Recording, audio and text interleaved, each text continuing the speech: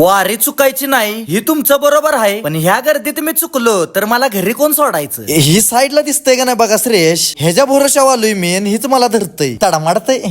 सांगतो की विषय काय झालेला. आम्ही सगळे आलेलो की अकलूज मध्ये रिंगण बघायला. आता ही बघा, ह्यासने वाटलं असं ड्रेसिंग केल्यावर पुढं बसाय मिळेल. थांबा म्हणलं जरा, तुम्हाला गर्दीत गेल्यावर कळल. चालता चालता श्रेयसच्या आजोबांबरोबर ओळख झालेली. तेव्हा ह्याला कळलं ह्यांची तर चप्पल तुटलेली. या बाबांना पण चप्पल घ्यायला फक्त 100 रुपयेच कमी पडत होतं. फक्त त्यांनी पण 100च घेतलं. जास्त देतो तर नाही म्हणलं. अहो ह्यातनं सांगायचा उद्देश म्हणजे एकच, वारीत तुम्हाला सगळीच माणसं भेटतात प्रामाणिकच. घरात आवरताना म्हणलेलं आपण सगळ्याच्या आधी जाऊन पुढे बसायचं, पण इथं आल्यावर कळलं आपण सगळ्या गावाच्या माग आहे. अव गर्दी बघा की, रिंगणाच्या पुढे सोडा, आम्हाला इथं बी बसाय जागा नाही. आता जागा तर कशी तर भेटली, पण ह्या दिसते का नाही बघा, ह्यांची उंची कमी पडली. मग हे असं वर चढून कुठे तर बघायला लागतंय.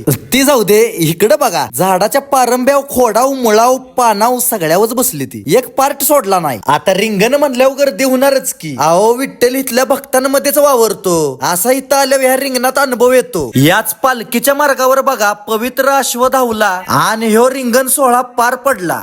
आता घरी गेलो असतो का नाही, पण हिच्यामुळे बघा लागल्या फुगडी खेळायला. ती लागतंय आता पुढच्या पार्ट मध्ये बघायला.